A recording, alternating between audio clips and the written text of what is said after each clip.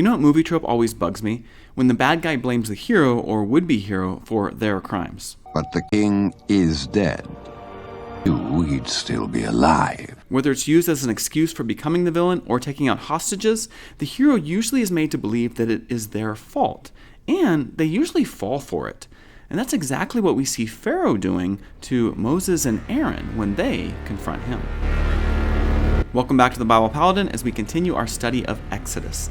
We'll be reading chapter 5 today, which begins the drawn-out back and forth between the ambassadors of God and Pharaoh. Despite the excitement that we ended our last chapter with, we will see that Pharaoh is really quite resistant to the plea to let the Israelites go, and he will use every tactic that he can to stall Moses and Aaron or even outright refuse their requests. We'll also be seeing the beginning of some patterns that will be repeated throughout Exodus. So this chapter begins with the first meeting between Moses and Aaron and Pharaoh. So let us pray for wisdom as we read the sacred text. Afterward, Moses and Aaron went and said to Pharaoh, "Thus says the Lord, the God of Israel, let my people go, that they may hold a feast to me in the wilderness." But Pharaoh said, "Who is the Lord, that I should obey his voice and let Israel go? I do not know the Lord, and moreover, I will not let Israel go." Then they said, "The God of the Hebrews has met with us. Please let us go a 3 days' journey into the wilderness, that we may sacrifice to the Lord our God, lest he fall upon us with pestilence or with the sword." But the king of Egypt said to them, "Moses and Aaron, why do you take the people away from their work? Get back to your burdens." And Pharaoh said, "Behold, the people of the land are now many, and you make them rest from their burdens." The same day Pharaoh commanded the taskmasters of the people and their foremen, "You shall no longer give the people straw to make bricks, as in the past. Let them go and gather straw for themselves. But the number of bricks that they made in the past you shall impose on them. You shall by no means reduce it, for they are idle. Therefore they cry, 'Let us go and offer sacrifice to our God.' Let heavier work be laid on the men, that they may labor at it and pay no regard to lying words." Right at the start of this chapter, we may notice a few details. This is the first time that the Lord is referred to as the God of Israel, with here Israel referring to a nation and not just a family. And this is different than the way that it is used in the book of Genesis. Also, Aaron only asked the people be let go for a 3 days journey into the desert to celebrate a feast to worship their God. This would most likely indicate a ritual that included sacrifices, those that would be considered abhorrent to the Egyptians. Being away from the city would allow the Israelites to offer sacrifice and worship their God in a way that would not be offending the local population. And of course, as the reader knows, the brothers are not telling Pharaoh the full truth, because a 3 days journey away from the city would only be giving them a head start to escape Egypt. Before we continue, I just want to give a quick plug for Logos Bible software. This is a great program that allows you to go deeper into your study of the Bible with various online commentaries and translations and concordances that can really help your study. If you order from the link below, you'll also be helping this channel. As we begin this chapter, we also see that God is referred to as Yahweh, the God of Israel. And this shows that Moses is using the name that was given to him in the revelation at the burning bush. Now, Pharaoh repeats this name and then acknowledges that he is unaware of this God. And this simply means that Pharaoh is saying that this is not part of the Egyptian pantheon of gods. Now, this is not to say that he doubts that they may have spoken to their God, which for all he knows could be a local god or one of the gods of the Hebrews, such as a tribal or familial god. But what Pharaoh is saying is that this God is not known to him, or that he simply does not acknowledge that God.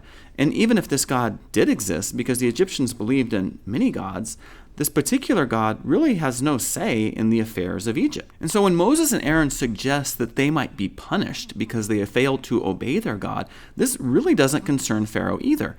All he is thinking about is how he's going to lose a week of work if he allows the people to go off into the desert to pray. And Pharaoh doesn't want to do this. He does not want to lose any of the work that he can from these multitude of servants that he has. But such requests undoubtedly angered Pharaoh, because he immediately increases their workload by ordering that they must gather their own straw to make bricks. Previously, there must have been other workers that supplied the straw for them, such as those working in the fields. The straw was an important ingredient in making the clay bricks, giving them consistency and allowing them to be stronger and more durable. Of course, Pharaoh did not diminish their workload, requiring that they make the same quota of bricks, even with this added step. His final insult was telling Moses and Aaron was that it was because that they didn't have enough work that they were bringing up these ideas of going out and worshiping and praying. So Pharaoh says they are idle. That's why they're thinking about their God. And so instead, he tells Moses and Aaron that it is their fault, that it is their lying words that is going to cause the people to have increased labor. This last part shows Pharaoh as one of those annoying villains who blames the heroes for their own cruelty. The movie trope is often called blaming the victim or failure to save. Should I bring this on her? I was meant to inspire good, not madness, not death. As we will see, Moses does take on this burden, and he certainly feels the weight of this increased labor that is imposed on his people. And this is only intensified by the reaction of the people and how they end up treating Moses because of the news. So let's continue reading. So the taskmasters and the foremen of the people went out and said to the people, "Thus says Pharaoh, I will not give you straw. Go and get your straw yourselves wherever you can find it, but your work will not be reduced in the least." So the people were scattered throughout all the land of Egypt to gather stubble for straw. The taskmasters were urgent, saying, "Complete your work, your daily task each day, as when there was straw." And the foremen of the people of Israel, whom Pharaoh's taskmasters had set over them, were beaten and were asked, "Why have you not done all your task of making bricks today and yesterday as in the past?" Then the foremen of the people of Israel came and cried to Pharaoh, "Why do you treat your servants like this? No straw is given to your servants, yet they say to us, 'Make bricks.' And behold, your servants are beaten, but the fault is in your own people." But he said, "You are idle, you are idle. That is why you say, 'Let us go and sacrifice to the Lord.' Go now and work. No straw will be given you, but you must still deliver the same number of bricks." The foremen of the people of Israel saw that they were in trouble when they said, "You shall by no means reduce your number of bricks, your daily task each day." They met Moses and Aaron, who were waiting for them as they came out from Pharaoh. And they said to them, "The Lord look on you and judge, because you have made a stink in the sight of Pharaoh and his servants, and have put a sword in their hand to kill us." These passages show how the new orders of Pharaoh affect the Hebrews, and how they react to them. The taskmasters, or nogshim, here seems to refer to the Egyptians who oversaw their work, while the foremen, or shotorim, were the Hebrew leaders that were appointed to oversee the work, and they had no option but to follow these orders and enforce them on their people. According to the pulpit commentary, abundance of straw could be gathered in the cornfields after harvests, and as there were many harvests, some sort of straw was probably obtainable in the delta at almost all seasons of the year. To collect it, however, and chop it small as required in brickmaking consumed much time, and left too little for the actual making of bricks. Due to the added work, there was no way that the Israelites would be able to keep up with the same quota that they had before. And so the foremen took it upon themselves to plead their case before Pharaoh, probably not even knowing that the Levite brothers had already talked to Pharaoh, and that was the reason why they had the added work. And so when they went to talk to Pharaoh, or probably his officials, because it is doubtful that Pharaoh would have met with anyone of such low stature, it was at that time that they found out that this was all because of Moses and Aaron. Now, knowing that they're not going to convince the Egyptian hierarchy, they go directly to their would-be redeemers and plead that the Lord judge them for what they had done to them. Of course, not knowing that it was the Lord who was the one who sent them to plead their cause in the first place to Pharaoh. And they use some interesting phrasing when they confront Moses and Aaron. First, they say something that might be translated literally as causing them to have an abhorrent smell in the eyes of Pharaoh, which is quite the mixed metaphor. So why don't you make like a tree and get out of here? Of course, in his eyes could have already lost its literal meaning in Hebrew and simply meant in his favor. And then they go on to say that he might as well have put a sword in the hands of the Egyptians, which was cause their inevitable continued suffering and death. Now this foreshadows the grumbling that Moses will hear time and time again even after they are freed from slavery. But hearing this for the first time, Moses doesn't take too kindly to it. You might have expected him to take it as the way that some of our modern heroes might take such criticism, or the realization that it was their fault that someone had suffered because of them. Stay with me, stay with me. You stay with me. Gwen! Gwen! No, please. Like with great sorrow for realizing his own inability to save the people. In fact, I just recently found out that this particular trope is actually called the I Let Gwen Stacy Die movie trope. But Moses is not there yet. Then Moses turned to the Lord and said, O Lord, why have you done evil to this people?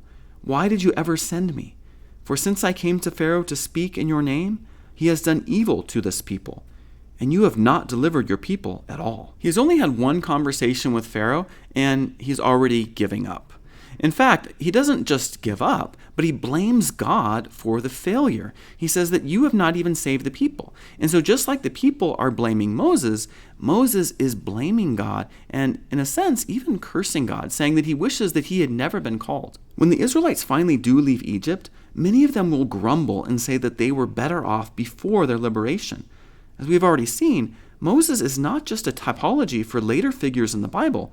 He is an archetype of the nation of Israel itself. Like them, he is only a reluctant follower of God. And at the first sign of trouble, he grumbles and cries out, saying that it would be better if he were still in captivity than to have been rescued by the God who he does not understand. In fact, because he cannot see the imminent salvation or redemption of the people, Moses really just falls apart. He loses faith and he blames God. However, in seeing the flaws of Moses, I think this is what can make him even more relatable to us. And I think this is what makes him such an epic figure. He doesn't start off as the great and righteous protagonist, but goes through the hero's journey like all of us are called to do. After running away from his problems, he refuses the call, preferring the quiet life of a shepherd, husband, and father. But he is encouraged by his brother and an unrelenting God. And then when things go south, his first instinct is to make excuses and to blame others. Kind of sounds like his first ancestor, Adam. To bring this home, many believe that we actually did inherit this particular tendency from our first ancestors, this temptation to turn away from God. Even if we've witnessed the power of God or experienced his gifts and blessings, it is still very easy for us to turn away once the going gets rough. It is easy to believe in God when life is good, when we are successful, when we are in a loving relationship. But what happens when we lose a job, experience death, or suffer illness? Do we lose faith, curse God, blame others, and abandon hope? Those are the true trials of life. And like Moses, it's okay when we find ourselves in those dark places. Many of the stories in the Bible simply show us that suffering is just an inescapable part of life. But it also shows us that God is big enough to shoulder our complaints and insults and punches. For example, the Psalms are full of raw anger and lamentation, pleading and crying out for understanding. The answers are not always forthcoming, and more often than not, don't make a whole lot of sense. But if we can hang in there, if we can keep asking those questions, God does respond. And the depths of suffering just reveal how high are the heavens of joy.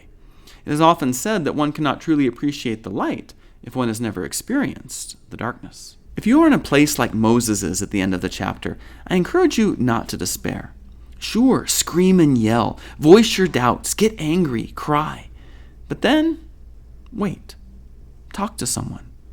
Hold on to hope. Thank you so much for joining me, and if this content has blessed you in any way, I encourage you to just give a like. It'll really help us get this message out to more people, and to encourage others. In fact, as a word of encouragement, if you don't mind writing in the comments, how has God lifted you out of a time of suffering, despair, and given you hope?